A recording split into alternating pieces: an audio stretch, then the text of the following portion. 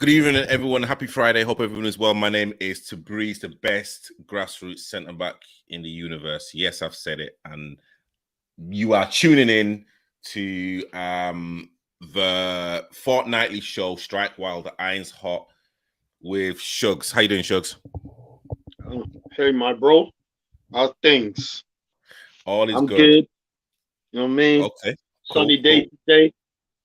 Okay. Like you've Mhm. like got you've like got a smile on your face, so it looks like you was up to mischief. I have not been up to mischief. I just had a good conversation with my boy Smudge. You know that independent legend, and Okay. he's just. I just wanted to plug an event of his. He's doing big things out there, and it's against knife crime. So he's looking out for the kids out there.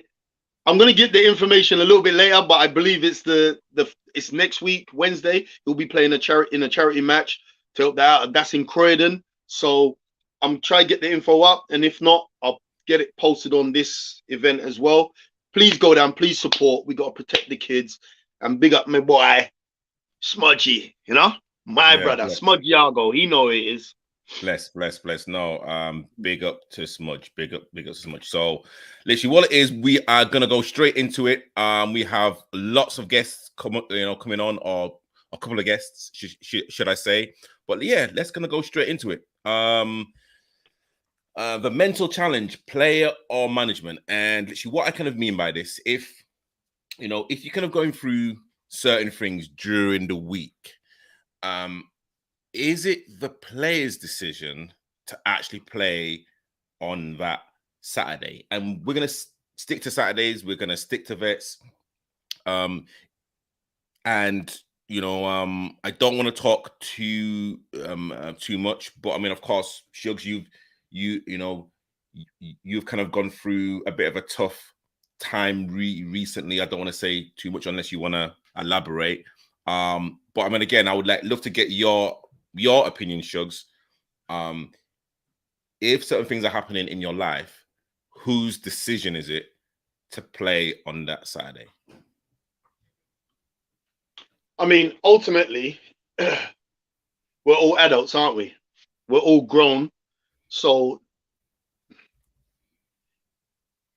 I would say, first of all, the decision must come from the player, but we have to also get to know our players. If you get to know your players, then you'll get to know their characteristics when they're up, when they're down, when you feel something came right. Because if something came right in their life, and you're right, I have gone through a situation recently. It's not easy. We deal with it, but some players actually play better with issues, with a chip on their shoulder. And then there's some that they need time out. And I think ultimately, if I was to make a decision, I would say the decision starts with the player, but it ends with the manager, because ultimately, it's like, for example, when a player's had an injury, coming back from an injury, first thing the manager says is, "How you feeling?" Yeah, I'm feeling good. I feel I can play. Blah blah blah. I remember a scenario, just a quick one, when I A was a quick youth one. player. Quick one, man. A quick This one. was Come on, this Shugs. would be less than a minute. I was playing at Dulwich Hamlet in the reserves, and I had the first time I'd experienced a hamstring injury. And basically, the manager said, "You're going to be out for 3 weeks." And after a week and a half, 2 weeks, I felt good. I was in great form. So I didn't want to lose that form. I didn't want to lose. When you want to play every game. And I remember one game, he said, "What are you doing?" I said, "Yeah, I'm ready, man." He said, "All right, I'll tell you what, go and warm up with the lads. Yeah. And and then we'll make a decision there." And it felt good until I warmed up. Soon as I warmed up, hamstring I couldn't run. I couldn't push off. And he said, "I told you it's 3 weeks." And he was spot on. So I guess when we're talking about the question you're asking, you can start with the player, but you still have to do your tests, whether it's a mental or physical test. You have to do a test, and you assess that person. You don't leave them, because we do lie. Sometimes we want to go on that pitch to run away from that situation, but that situation has overcome us. So it's not right, because you could hurt someone. Likewise, someone could hurt you just because you're not in the right space. So yeah, Yeah, I 95% agree with you. Personally, I think it's really down to the manager or like the management to like decide if that player plays. Because when literally we all talk about football as like the kind of 1% talent and then 99% mental. And if it's known to me as a player, and literally I've kind of done this as a manager, if I've known that a player's gone through certain, literally certain things, 100% anyway, I am not starting him or her. 100%. Okay. I would let always encourage them to actually come, but I would never start them. Because I think it can cause a lot more damage, because I feel everyone, as you've said before, everyone computes tragedy or loss or everyone grieves different. But literally when it kind of comes down to especially a team game, everyone has to be singing from the same hymn sheet. And I think, me personally, I'd be kind of putting that player at risk, because of course, once you cross that white line, a lot of the instructions that have been said goes out the window, and then you're playing on instinct. And if certain things are not literally, if you're not stress-free or carefree or literally have a clear mind, you are literally putting yourself at danger, your teammates, the opposition, the referee, the supporters, all in danger. So yeah, that's how I feel about it. Yeah, I mean, I can't really argue that. I mean, we all need time out, and I think with men, especially men, they kind of try to cover up what they're feeling. And as I said, whether it's a physical feeling or a mental feeling, they do try to, no, I'll go on. You know what I'm saying? As I said, as a youth, I remember being concussed and trying to go back onto the pitch. And I wasn't even a man then. I was about 15, 16. And they say, no, you got concussion. You can't go back on. But I was like, no, I'm ready. And they were like, no, we've subbed you off already. I was like, okay. And we go, and maybe that's me mimicking men of the past, where you just get on with it. You just get on with it. And yeah, we just get on with it, but we still need time to breathe. So can I argue with that? No. But as I said, there are scenarios where I feel that little run out is kind of that using that excess energy that you have built up, especially for someone that's not very good at communicating, releasing their tension. Some people have no problem having a tear, sharing a tear, but some, you know what I mean, they don't cry, they don't grieve, you know what I mean. So yeah, it's nothing I can really argue with. But yeah, I would go with that. Management has to make the nine times out of 10. Mr. Cass said 9 times out of 10 I would play the player, as football is a healer. Football helps channel pain away. That's true. I mean, again, I would definitely not start the player. I would, I would probably bring them on if needed, and being around the football environment is literally almost playing them as well, because the substitutes and the supporters can be that 12th or 13th man. So yeah, you know what? I think we're all saying the same things. I think, can I just add? I think when we're asking a question, we have to also remember we need a conversation. And I think it's easy to ask questions. Do you want yes or no? But to get context to your answer, have a conversation, look that person in the eye, look at their body language, and that I agree with Mr. Casa that it's a healer, but some people, their head's just not there. So, like you said, they could go into a challenge that they didn't even think about themselves and get absolutely broken by their opposition. You know what I mean? Didn't go in with heart because their mind is elsewhere. They're absent. So if you have a conversation as the question is a conversation rather than just a quick answer, I think that's when you can really make a true answer, because we are different. So we can't all say play us all or drop us all. We are different. You know what I mean? Yeah. Thank you to Mr. Cass for that comment, and please like and subscribe and do all of the great stuff. We are now going on to the next topic. Unfortunately, Paul, aka Black Klopp, cannot be on the show, but we're still going to talk about the topic: characteristics of a captain. Let me start quickly. So for me, the characteristics of a captain is like someone that leads by example. And when I say leads by example, that's on and off the pitch. They don't have to be the most vocal. They don't have to be in your face. They just have to listen to the instructions that the manager or assistant manager, whoever, the coach, has literally told them to actually do. And the best captains that I've played under literally do that. And again, I was kind of fortunate to actually be like captain for like Norton. And I'm not surprisingly like a big talker on the pitch, but how I kind of conduct myself on the pitch, I felt that inspired my teammates to follow suit. So yeah, that's how I feel anyway. In terms of the, again, like there's kind of all different captains that we've seen within like the vet scene. Some are quite, in your face. Some are quite are quite physical and quite aggressive with their tone. And again, some are can come across pretty passive. But I mean, yeah, Shugs, I'd kind of love to get your characteristics.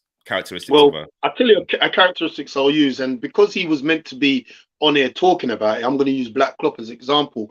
You spoke about me having a situation recently. I'm not going to go into that situation tonight, but recently he's been reaching out and he's been showing a lot of empathy. And I think as a captain, you have to be empathetic towards your teammates. You have to back them.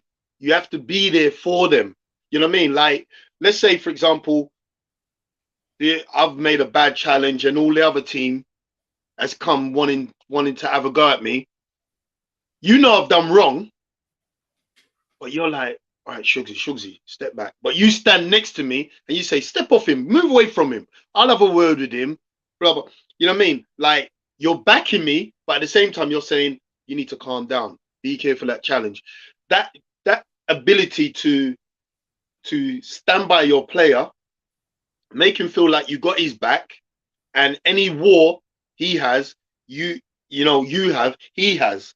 And likewise, as I said, if you're going through issues, he's that guy that can bridge the gap between manager and player, where you speak, you know what I mean? Like, don't worry about it. I got it. I'll have a word with him, or any issues, let me know. So I think empathy definitely has to be like a forefront kind of characteristic. Like you said, some captains are quiet, some are loud. The best captains lead by example on the pitch. But sorry, you were going to say. No, say with like your experiences, would you prefer your captain to actually speak at halftime, or literally is it just something that like the management would just do for their 10-15 minutes? I think I think the captain should always speak at halftime, because it's easy for a management team to see what you can't see from off the pitch, but on the pitch is a different. You know what I'm saying? Like, oh, why are you not getting closer to that guy there? Why are you not doing this? Maybe there's a reason for that. Maybe this guy, this player on the other side is cheating, so he's now doubling up on another player who's now being exposed. So he's now had to divorce him. This player's had to divorce himself from what he's been originally asked. Now you want that? You say, look, manager, what do we do? You know what I mean? Like, but the captain is there to also give that kind of rounded summary of what to fix or what to continue. You know what I'm saying? You definitely want to hear your captain, because your captain is the person that you respect on the pitch. He's your manager on the pitch. Yeah. You know what I'm saying? Yeah, that's why it's important for a manager to pick the right captain, because he represents you. If you 100%. don't agree with your captain. Yeah, and you know what? I think, you know, you've literally just hit the nail on the head. I think, you know, that the captain's got to be a almost like a kind of mirror image of like management, and you know, and that person has to also have the majority of the team's respect. It's impossible to get everyone's respect in you know, in a dressing room. It's, you know, it's literally impossible. But, you know, I just feel after, well, you know, how I've been taught regarding football is that the captain speaks first and then management speaks second. Because exactly what you said before, like the captain is actually out on the battlefield. He or she can see certain things that sometimes management just kind of don't see. And you know, and how like the human psyche works, especially when you can play in sports, especially when it's highlight tempo. Players' concentration is literally a minute. A minute, if you're lucky, 2 minutes at halftime. And any information after 2 minutes, it's gonna fall on deaf ears. So you know, so I always feel that, you know, that a captain has kind of always got to say something first, respectful. And again, you know, if like certain things have to be said, they have to say it as well. But hey, like, you know, it's actually a quick yes or no. Do you think you're captain material? There's a story to this, but I'm going to say yes. No. I told her yes I'm or going to no. say yes. No, I've answered the no, question. I've answered the question. Yes. Okay. All right. Okay. You know, we'll have to kind of dig into that, you know, in the kind of next show. But don't be going on the next show saying, "Oh, I was bragging I was captain." You said yes or no. Okay, that's it. Okay, cool. Paul, Sean, leader sets example and shows encouragement on and off the pitch.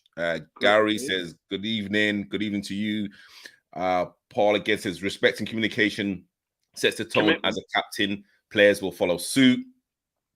And Gary says, captains, they are to orchestrate the players from the management's information. Absolutely right. Absolutely right.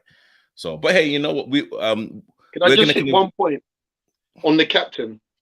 It's probably 30 seconds. Go on then. 30 seconds. All right, 45 seconds. Yeah? No. When I'm playing for my former workplace, I was the captain. And the following season, we got a few big personalities and big players in the team. And I felt like there was a division. There was some that would listen to me and some that wouldn't listen to me. So I actually went to the manager and said to him, I think you should give it to this player because they seem to listen to him more than they listen to me.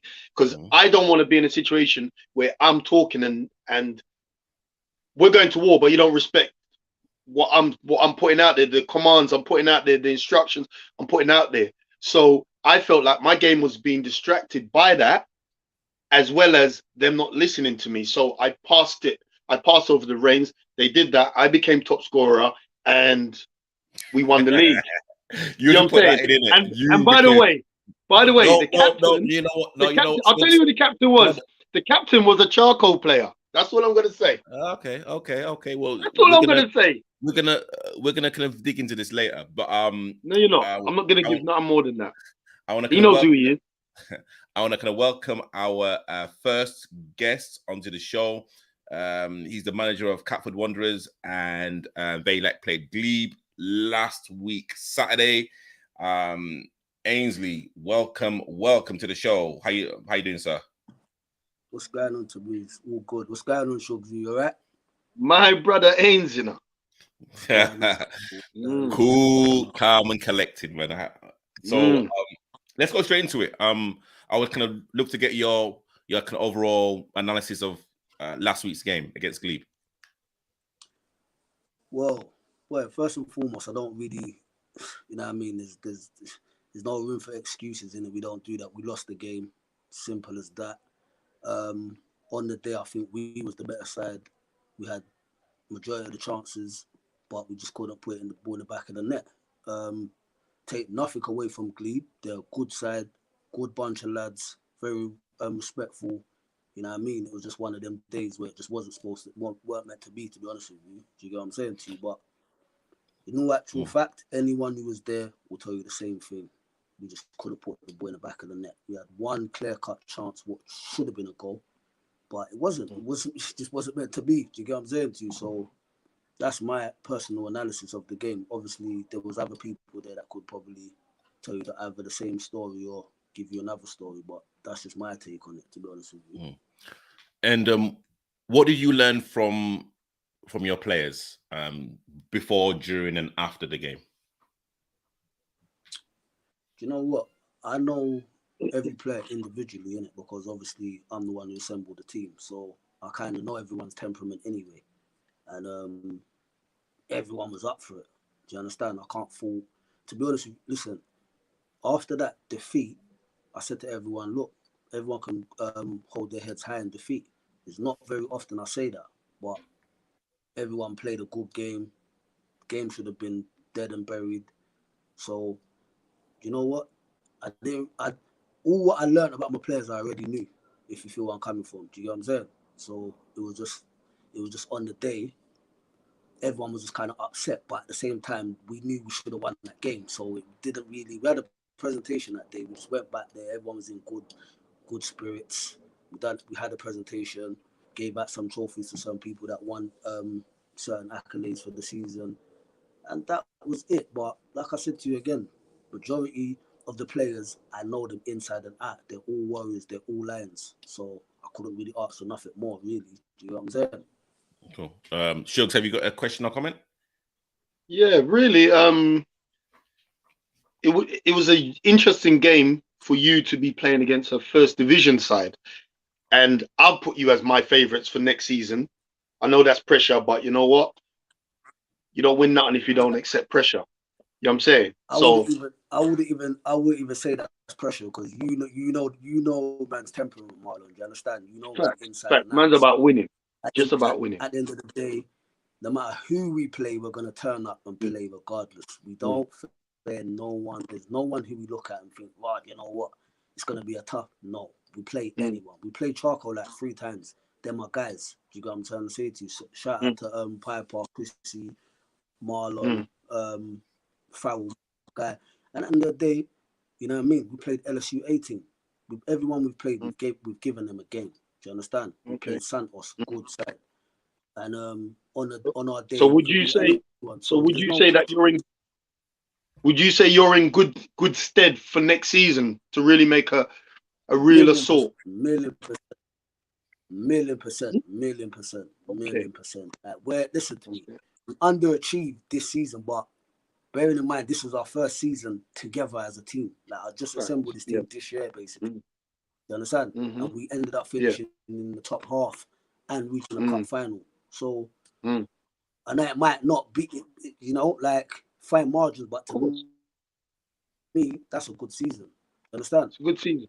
I agree. So I totally next season will definitely challenge you. Cool. And you know most of the players in the team, Marlon. So you know what I mean. We're only gonna get better season coming as well. 100%.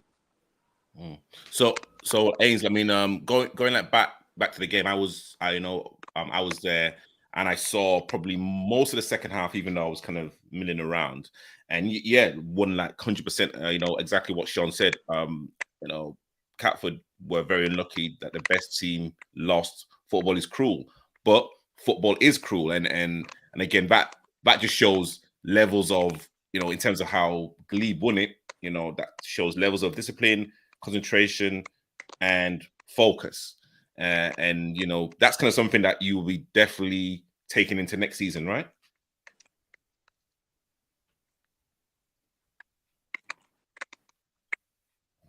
100%, 100%. Because at the end of the day, when you're in a final, there's no reruns. Mm-hmm. All right. So the internet's a bit slow, so that's why. It's a bad connection, you know. Yeah, it's a bad connection still. So, what do you feel you need or you're missing in the team? Is it a player? Is it No. time? I will answer to Breeze's question. But what I'm saying. Oh, sorry. What I'm saying. We can't hear you, no, Ains. Say that again. We can't hear you. Could you start again, please? Whose connection it is, but poor. You can't hear me. Yeah, we're struggling. Hello. Yeah.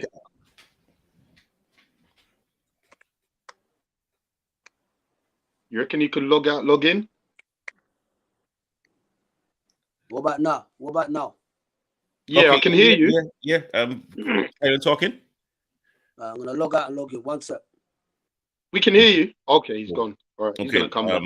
Let me kind of go through the chats, and again, thank you to let everyone that's coming in. The child caller said Catford were absolutely outstanding in the final. We went toe to toe with Glebe, took the game to them for 60, 70 minutes, and they should be really proud of themselves and how far that they have come. Nels says up the Catford and Asher, a good preseason under the belt, and that Catford team will be a problem for any. And yeah, I mean, again, it was Catford second half. It was, you know, they were literally all over Glebe. But again, that's the reason why Glebe finished second, I believe, second or third, second, I believe. I think it's second. Second. Again, you know, they like know how to kind of get like the job done, and even with their second goal, you know, it's the old pulling and tugging and kind of doing like things that the referee just cannot see. Yeah. Ains, can you hear us now? Yeah, I can hear you. But just to go back to the question that you asked me, you said to me, what can we learn to take into next season from that game, right? Yeah. Well, basically, at the end of the day, like you said, like it's fine margins in finals. The moment you switch off, you get punished. It's as simple as that. And the concentration levels have to be high. Do you understand? It was like my little bro said to me, Patterson. He said, "Well, Ains, you know what? That was daylight robbery." That's what he said, because obviously he was there watching the game. So to me, it was like a snatch and grab. But we allowed them to snatch and grab. Do you understand? Because we should have been out of sight from mid second half. The game should have been put to bed, but we didn't, and we ended up paying for it. And that's what it is. So the players, I will learn from it, but the players will learn from it because they was involved in the game and in that situation. So these are the kind of things that make teams, innit? Do you understand? Like we've experienced it now. How can we do better? Everyone was in the game themselves, so you know what I mean. I always keep saying we're at the age of play football. Then God help you, because I ain't really here to coach people and tell people how to play. We're all supposed to know that. Do you understand what I'm trying to say to you? So obviously, you know what I mean. You're never too old to learn, but the basics you should all know by now. That's a fact. Yeah. True. Ainsley, thank you so much for that coming on and actually talking about the game. And yeah, we will literally get you on again to just to kind of talk about the future. So again, Ainsley, thank you so much, and yeah, we will kind of definitely catch you soon. Big up, my brother. Big up, man. No problem, man. Bless up to you. Keep up the good work. Marlon, keep doing what you're doing, my brother. I know, my bro. Thank you, man. I know. Yeah. Again, I think Catford are going to be a danger. I think Cray are going to be a danger as well. Hollington, I believe, are in Division 2 now. They are. So yeah, That'll be an interesting game tomorrow. Gonna be very well. Hey, you know what? That's a perfect segue. Shugs. Perfect segue. Perfect. Perfect segue. Who's that guy? Who's that guy? You know what? And you know what's funny enough how like we were talking about captains and literally people who are vocal and literally stand out and whatnot. What this is it? This like guy doesn't step backwards to go forwards. So literally I want to introduce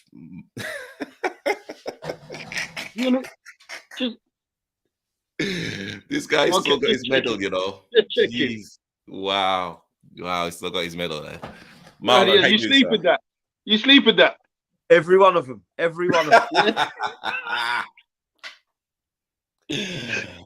How you doing, sir? You good? Evening. How are you?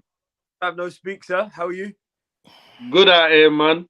Trying to live. You know what I'm saying? I'm watching entertainment on the net. Yeah, that's all we can do is try, right?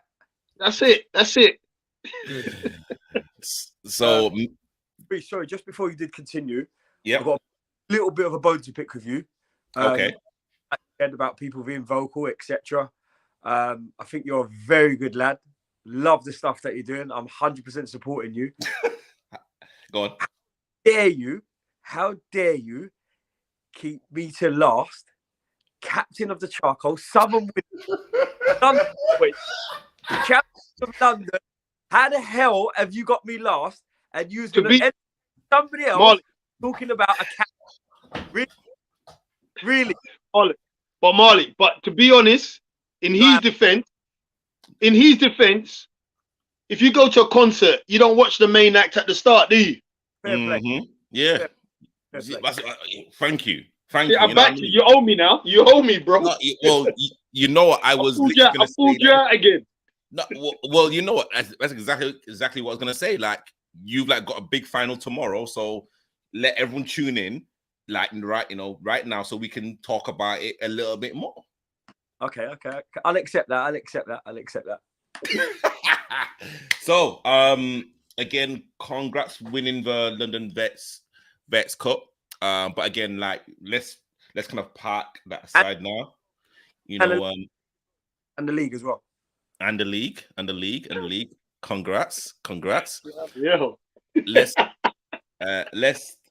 kind of talk about tomorrow's game, the Beckenham Hospital Cup final against Hollington. I mean, it's like going to be a feisty game, right, Marlon? It's going to be one of those ones. No,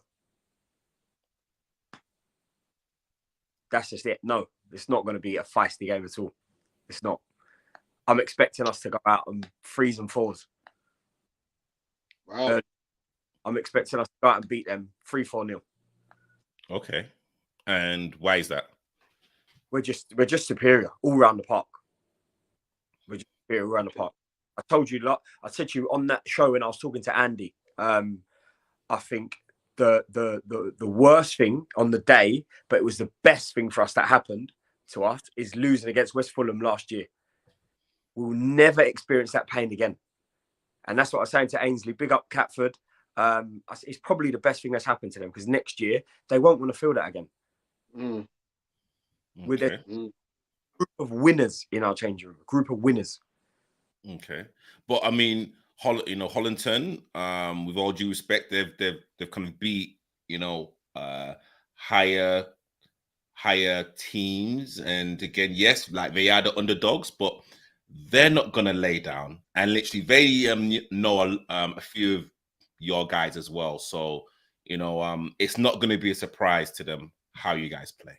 No, look, it's definitely not going to be a surprise. But look, there's, like they say, look, no disrespect to them at all, because what they've done has been fantastic, phenomenal what they've achieved. But like they say, there's levels to this, and we're just a level above. Like we are just a level above all around the park. We're just a level above, and that's sometimes you just have to accept. Just like I said to Andy, sometimes you just have to accept a team are better than you, and that's just that. Okay, Shugs. So don't you think that Andy's team didn't turn up to a degree last week. I'm not saying you weren't the better side, but Yeah. and I know you also said it very clearly. We didn't allow you to turn up. But do you feel like they gave the best example of themselves and just got done in by a team that's superior, or they could have done a little bit more to make it a bit more interesting? I think no, look, to a certain extent, yeah. Why I'm not accepting that is because it wasn't like they was on the ball and kicking it off or misplacing passes. That wasn't the case, because when they did play, when we allowed them to play, they did carve us open a couple of times. So that's why I won't accept that. But the beginning, we was just on them to a man. We pressed the life out of them, and we just didn't allow. They weren't shanking balls off the pitch. They wasn't, heading it off, and they wasn't doing that. So that's why I say it's not that they didn't turn up, and that's why I say we didn't allow. Because the way we pressed them, the way that we played, we counteracted that as well. They were just shell shocked, and they just grips. From a tactical perspective, they couldn't get to grips. Yeah, and to be fair, again, I was there, and it was a masterclass. I mean, it was, again, like, you can't just say West Fulham didn't turn up. Like, Charcoal didn't allow them to turn up. And again, it was their goalkeeper that probably got man of the match. If you can actually look at the game, it was their goalkeeper that actually got man of the match, and like, he was outstanding. But anyway, we're not going to talk about that. We're not going to talk about that game. Tomorrow's going to be like Man City versus that's harsh. Is he one of your teammates? Is this one of your teammates? I don't know. I can't see who that is. No, I don't know. Paul Sean. Yeah, wow. The man said Man City versus Hull. Wow. First of all, to this Sean, Hollington are a good side. So whether Charcoal are levels above, and to be honest, they should be. Yeah, there's two divisions. Technically, there was two divisions between them. There's now one. So they should be above them, but they're not a Hull in that comparison. I think that's an unfair comparison, because you're basically saying they're not even worth the thing. At the end of the day, they got to the final, so they're worth something in change. At the end of the day, what Marlon's saying, you can't dispute that. You can't dispute that, because they've actually backed up everything they've said. And to be honest, I know a big percentage of the players, they are ballers. You know what I mean? Past and present. You know what I'm saying? So, of course, you can't knock them. I personally think Hollington have some ballers. There'll be definitely some little scores to settle or whatever in a footballing sense. In a footballing sense, it's adding this family love, isn't it? You got family on both sides. You know what I'm saying? So it's a family affair. But it's like me. If I go up against my brother, I want to beat my brother. He's my brother, but I don't care. He's my brother. I want to beat him. I want to win. Then I hug him after, innit, and say, "Unlucky, bro." You know what I'm saying? So I get what Marlon's saying. Still, can I ask Marlon one question though? You have been naughty on the net. Very naughty. Very naughty. And you actually you seem to twist it, like saying, like, now you lot have spoken, I'm going to give it. But you're the one that was needling. You're jabbing. They throw one punch. Listen, and now you're saying, how dare you? Talk to me. I've been around this game a long time. I've been around this game a long time. And from previous experience, once you win the mental battle, once you win the mental battle, you're done. And look, just to touch on that, Marlon, actually, so a little bit more than Tobrise, actually, but there's a number of that team that, again, but when we was growing up and playing down at Dulwich like that, a lot of these boys, the majority of these boys, looked up to me. So now they're on the same team. I get you. Yeah. Team. I was basically, I was the man, wasn't I? So now we're on the same. It's a lot like, okay, cool. It's a level playing field now. Let me around. Has he still got it? So, one way to find out, right? Yeah, it's true. Oh, sorry. So, Catford has said, Charcoal are top tier, and it should be a good game tomorrow. and also big up to Santos and the whole squad. And again, as we keep saying, like the vets scene and the vets community is growing and growing and growing and growing and growing. So it's kind of good to kind of get this kind of competitive community love continuing. Marlon, I don't know how much you can go into the reason why now the game's at Bromley FC rather than at Meridian. Is it something that you can talk about? Yeah, it was unplayable. It was just unplayable. Player safety. People got to go to work. It was just player safety. The pitch was just unplayable. Both parties agreed to it. That was just it, really. Yeah, it was just unplayable. Okay. I kind of want to delve into a little bit. Is it something that the charity organizer agreed with? I think there was a little bit of back and forth, but again, you know me, Tobrise. I don't get involved in that stuff. I just play the game. Involved in that stuff. I just play the game. You don't do politics, no? You don't do politics. You don't do politics. Okay, no. Hey, listen. I mean, it's fair enough. I mean, again, it's it's kind of at a ground that I believe a final should be at. I can kind of comment on the grounds last week where Glebe and Catford were playing. It wasn't the best. We're kind of looking at a spectacle League Cup final. We are expected to have a bit of shade. It was really hot, with kids and whatnot. So I'm just politely asking, these people who are making these decisions and the money that's coming in from teams entering all these competitions, £50 to £100 a time. Yeah. Look, we only ask for a really good pitch and a bit of media as well. Just someone just to take some pictures or take some videos. How much is that? Yeah, right? Yeah. It's the whole experience. As I said, look, for our cup final tomorrow, there's going to be some of these boys, some of these lads that are in that changing room tomorrow will probably never ever play at this altitude again.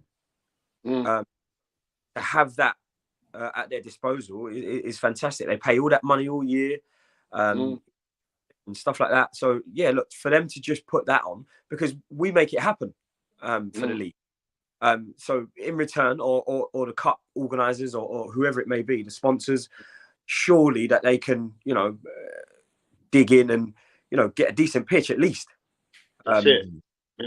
Hey, but yeah, I mean, look, again, for me, it's, I've played on bowling greens, I've played in puddles, so it does, for me, it doesn't really matter. And I mean, I think you've already told us what you think the score is going to be. Is it 3 or 4-0 tomorrow? Yeah. Put another one on there if you want. Go on. Put another one on there, 5 or 6. It's up to you. Can you tell us where you're playing tomorrow? I heard you're doing centre mids now. I can't. Yeah. That's Hello. it, mate. That was news for me. Just You orchestrate. did well though. I watched the video and I thought, okay, not bad. When you get older, you can't do that no more. Oh, this. Yeah. So, Marlon, could you kind of tell anyone out there exactly where the finals is going to be and kickoff time? Yeah. So, kickoff time is 2:30 at Bromley Football Club, old stomping ground of mine. Those of you that know me, 300 games there. Can you beat that? Definitely can't. I was a youth player, mate. Steady. I laid the grounds for man like you to perform on, bro. You done well. Done. Fair play. But yeah, I mean, sorry, 2:30 p.m. tomorrow at Bromley FC. Look, it is going to be fireworks, but yeah, a lot more fireworks from our side rather than theirs. Okay, so literally, I'm gonna make a prediction. I think it's gonna go to extra time. I think it's not gonna be easy. I think Hollington are kind of quietly confident, and I think they're gonna defend really deep. And if they've watched the video, they'll as in that the video that I did, the the West Fulham versus of Charcoal. Hopefully they can kind of take like a few like bits from that. Hey, but like literally, I think it's gonna go down to extra time. I think there's gonna be 1 goal in it, and One yeah, goal. I think extra time. So But you know, I think it's gonna go Charcoal's way. we it's funny you say that because like we score a lot of goals, right? We score 3s and 4s a game, right? Mm-hmm. Barely concede. So Yeah, I've noticed that. You don't concede many. Yeah. Oh, so I can't see, you know, a team sitting in. You can't sit in All right. against. We've just got. Now, It's just we've got firepower all around the park. We've got quality all around the park. We've got know-how, and that's what I think. A lot of these games is how we win our games. We just got know-how, and you can't buy that, and you can't turn that for the last 10 minutes, or you can't turn it on for the first. It's just there, you know, and that's what we've got over a lot of these. Like it's just know-how, experience. It obviously helps that we've got a few boys that are still leggy up front. Yeah. No, amazing. Marlon, let you know, we kind of want you to kind of go and get your beauty sleep and kind of get like the rest. Get your rest, man.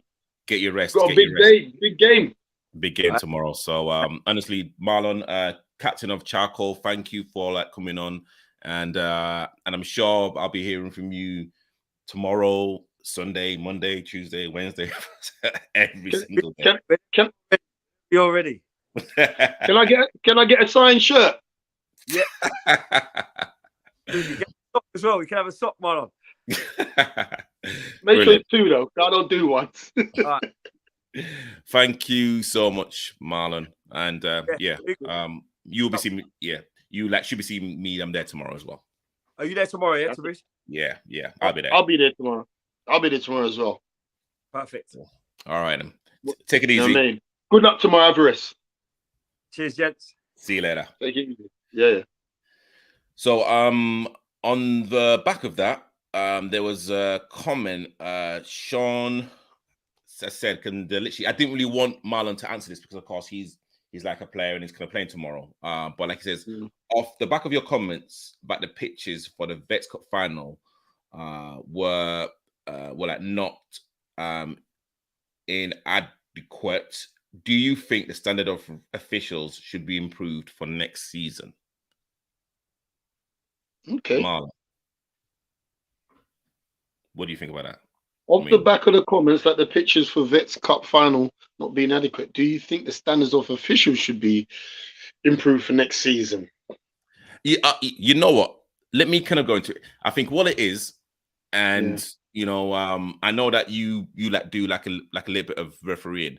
They can't improve the standard of refereeing if no one wants to take the refereeing course. That's the thing. So I know that the London FA had to cancel 2 courses, one in Mitcham and one in Streatham, because they didn't have the numbers. They don't have the numbers. There's like no one going to these courses to actually want to train as referees. And if that doesn't happen, then of course you're stuck with the referees that you have.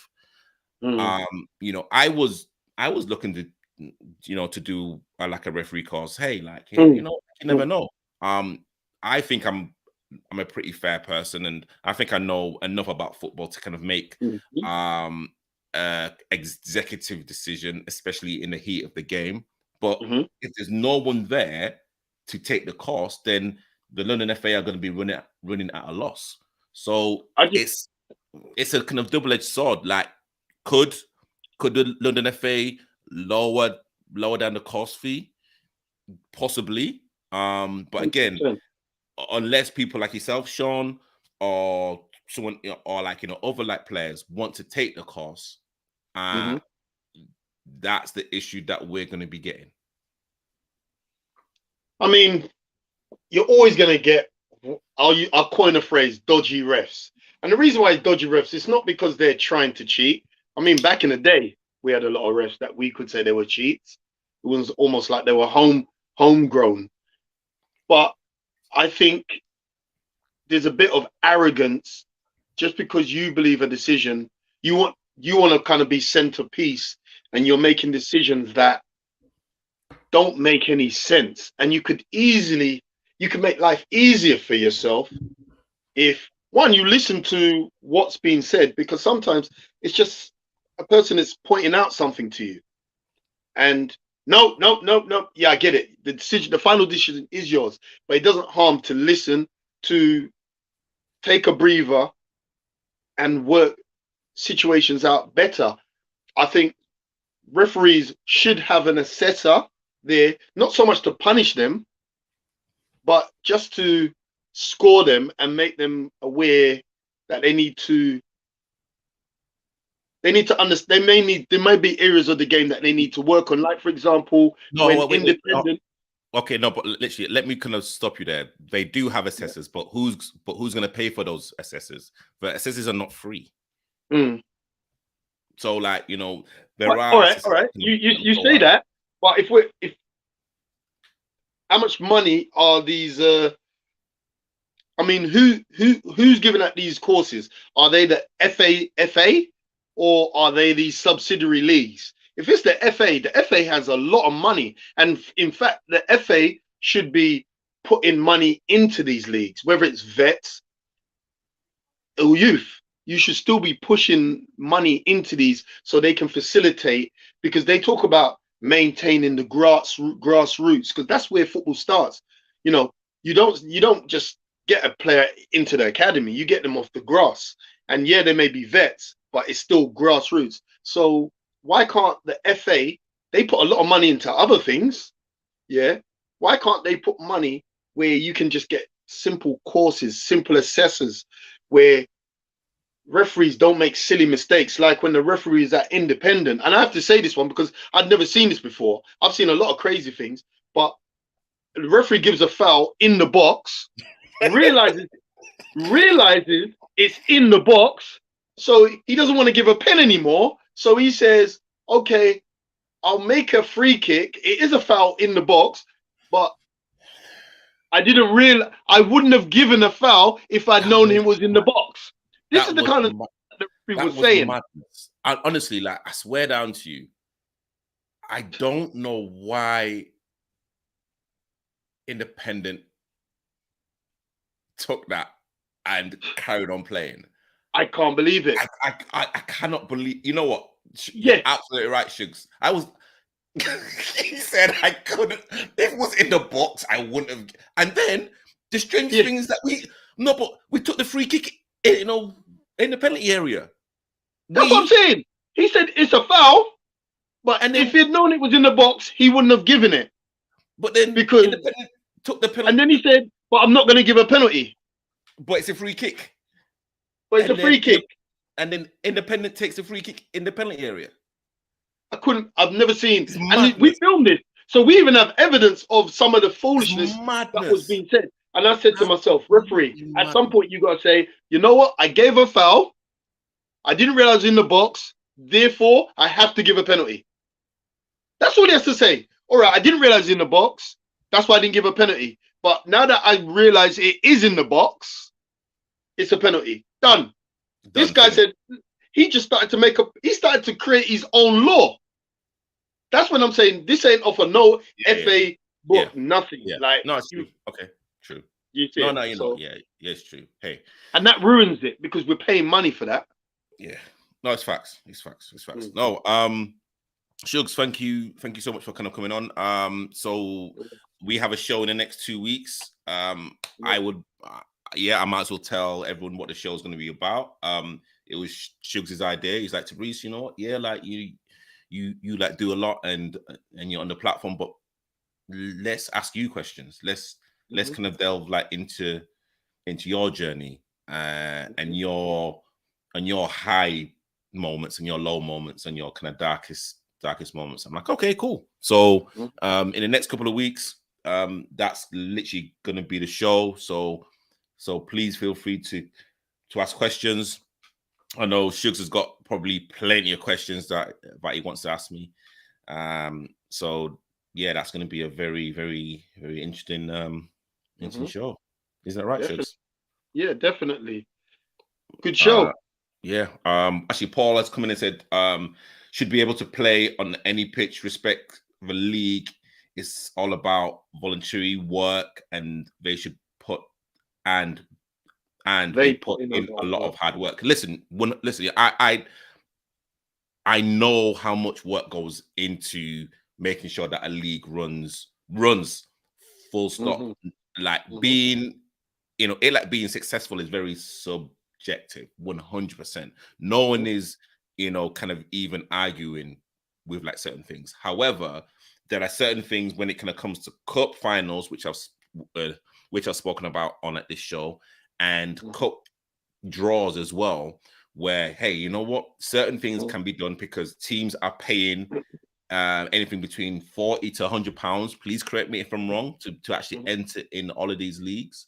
And again, if it's a voluntary role, then that means there's no one is taking no one's taking pay. So literally there should be an amount of money there to literally hire out a Bromley or a Cash Shilton or a Hamlet, to literally showcase these like finals. And also as well, we have platforms like this.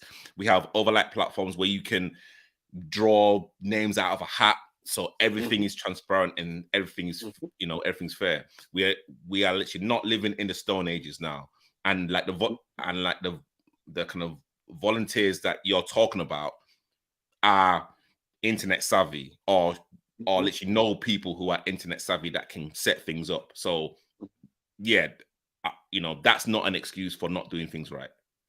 I agree. Cool. Shugs, thank you so much. We'll be back in the next couple of weeks. And again, it's kind of all about moi. It's going to be a very, very interesting show.